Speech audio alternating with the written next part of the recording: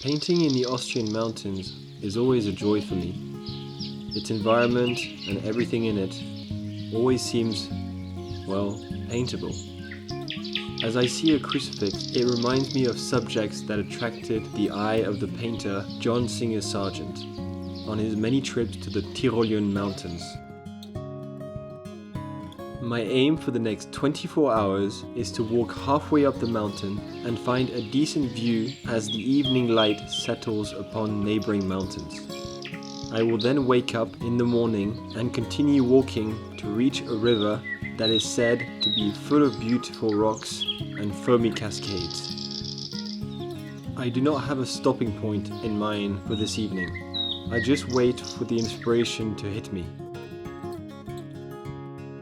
And I think it just has.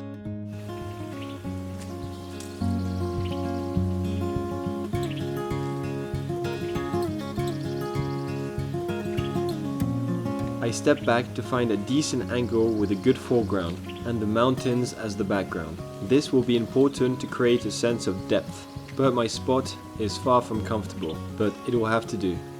I visualize the framing, take a piece of paper and trim it accordingly.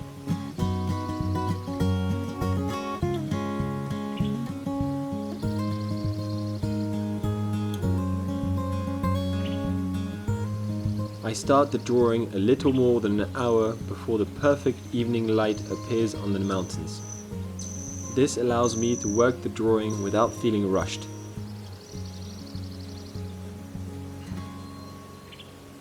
I decide to go over my pencil line with sanguine because I realize this is the only way I can think of to portray the rough bark of the tree. We have to be creative and make decisions in front of our subjects. It would look odd if only the bark was treated with sanguine, so I go back over all of my lines in aim to create unity throughout the picture.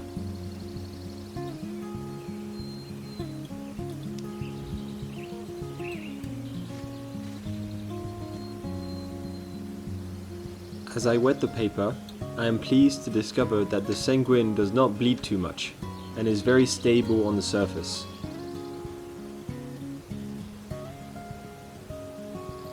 I will then cover the whole foreground in Van Dyke brown according to what is seen in nature. This underpainting, as we may call it, will not be obvious in the final image, but the warmth of the tint will help to separate the foreground's dark values from the mountain's airy light values. This is what will create a beautiful sense of depth and atmosphere. I do stay mostly within the lines, but sometimes improve the gesture and rhythm of whatever I feel can be improved, and perhaps even simplify some of the shapes.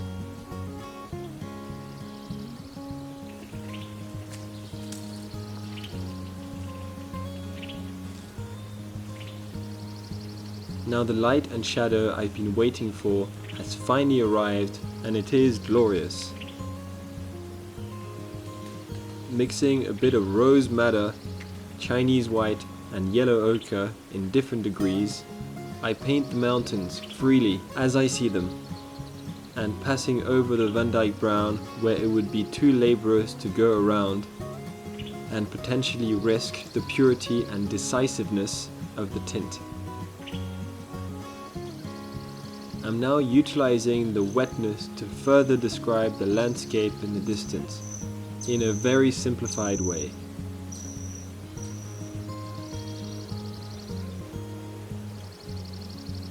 Now it is time for that blue shadow, bringing it all the way up to the light and letting it fuse together, creating a beautiful soft edge.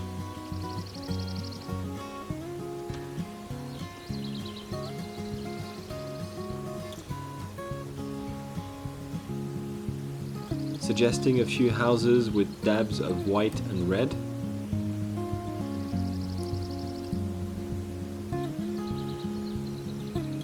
And now the background is set, I will need to find a closer color value to that foreground to make those mountains glow. hitting all the greens as close to nature as I see them.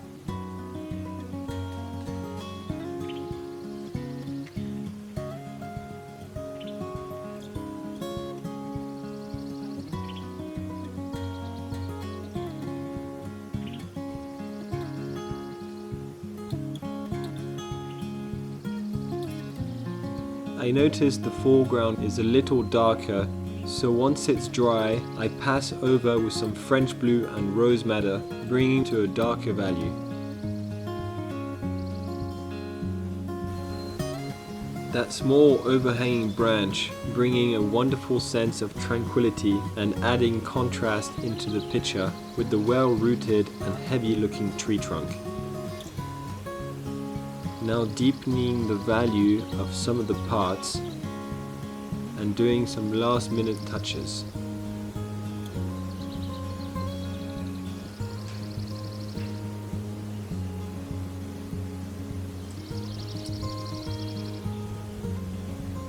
Now I must clean up quick because dinner has to be prepared.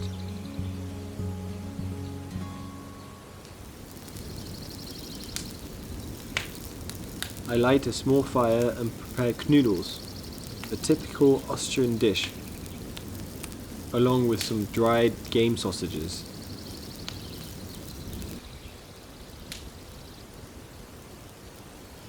And with a few dates on top and a piece of bread, it makes for a pretty fine meal, giving me enough energy to find that river in the morning.